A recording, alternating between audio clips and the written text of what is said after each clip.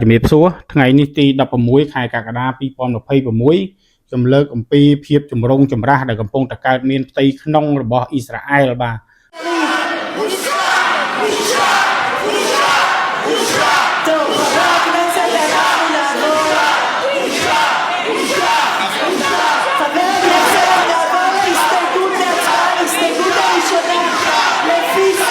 להסתייגות 2 לסעיף 1.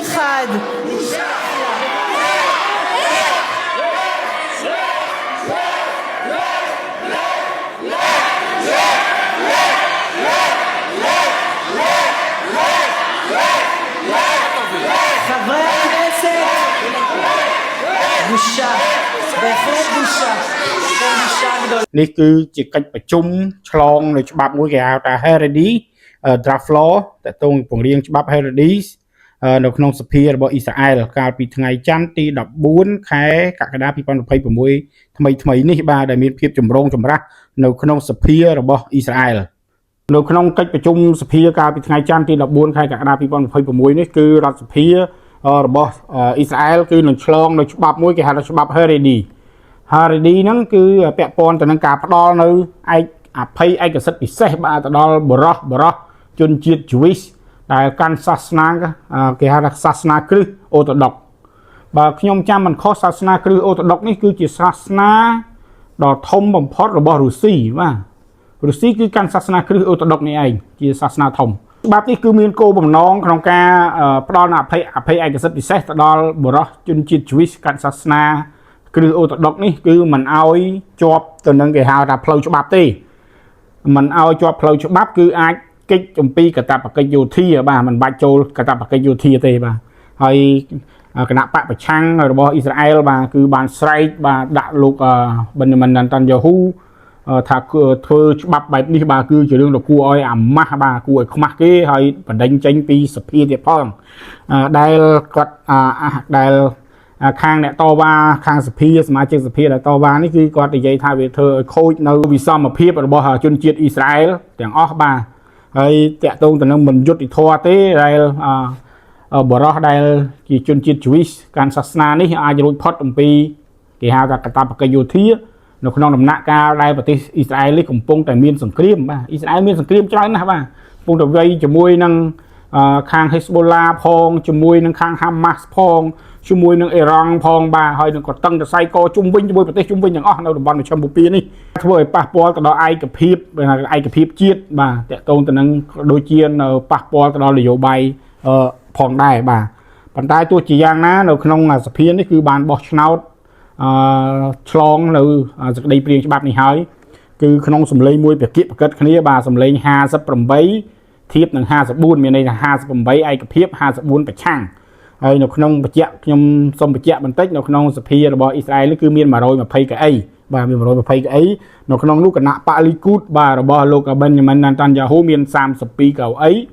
ហើយបូករួមជាមួយនឹងសម្ព័ន្ធមិត្តបាទក្នុងរដ្ឋាភិបាលចម្រុះរបស់លោកសរុបទៅគឺមាន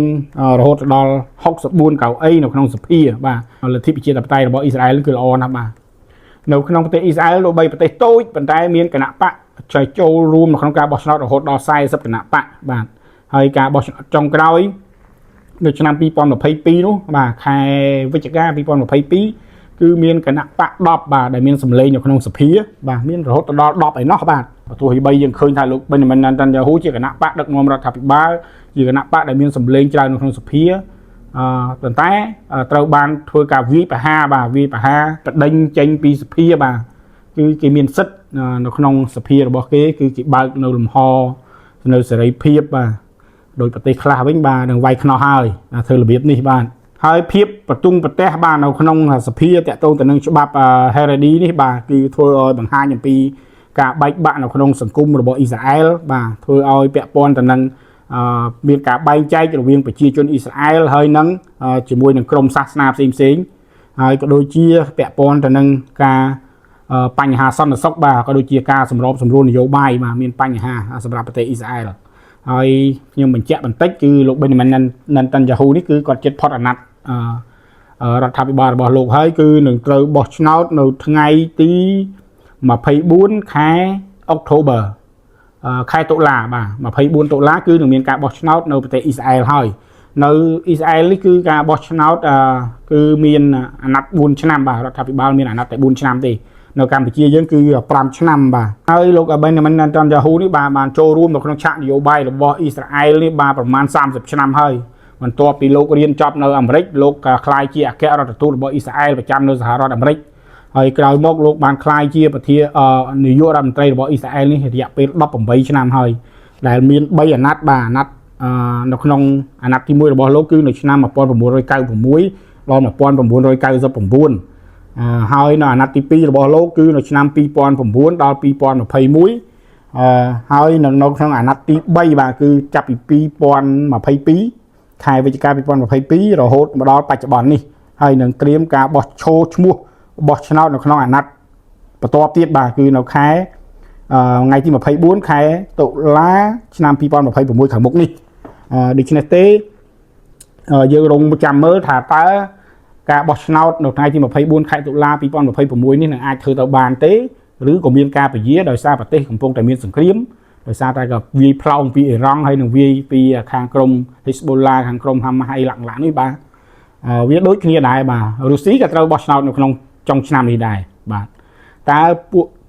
ពួកគេបាទនឹងធ្វើដើរតាមលំនាំរបស់លោក Vladimir Zelensky ទេបាទលោក Zelensky ប្រទេសមានសង្គ្រាមអត់បោះឆ្នោតទេដល់ឥឡូវបាទទោះបីជាគាត់ហួសអាណត្តិជាប្រធានាធិបតីតាំងពីឆ្នាំ2024ក៏ដោយគាត់នៅតែកាន់អំណាចដល់ឥឡូវដោយសារប្រទេសមានសង្គ្រាមអញ្ចឹងទេយើងគិតមើលថាតើអ៊ីស្រាអែលនេះនឹងដើរតាម style ដើរតាមរបៀបរបបរបស់លោក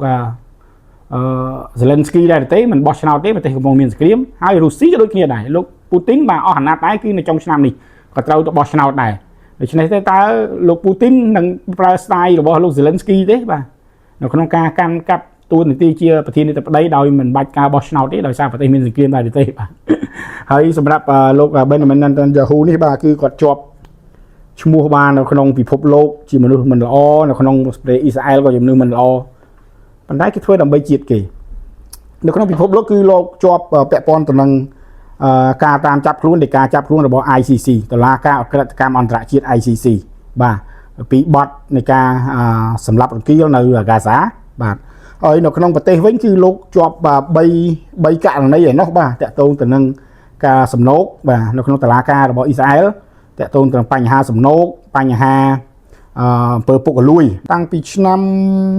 ចាំមិនខុសដូចជាតាំងពីឆ្នាំ2019នោះបាទរហូតដល់ឥឡូវហើយលោកចូលទៅបំភ្លឺនៅតុលាការរាប់សិបដងហើយ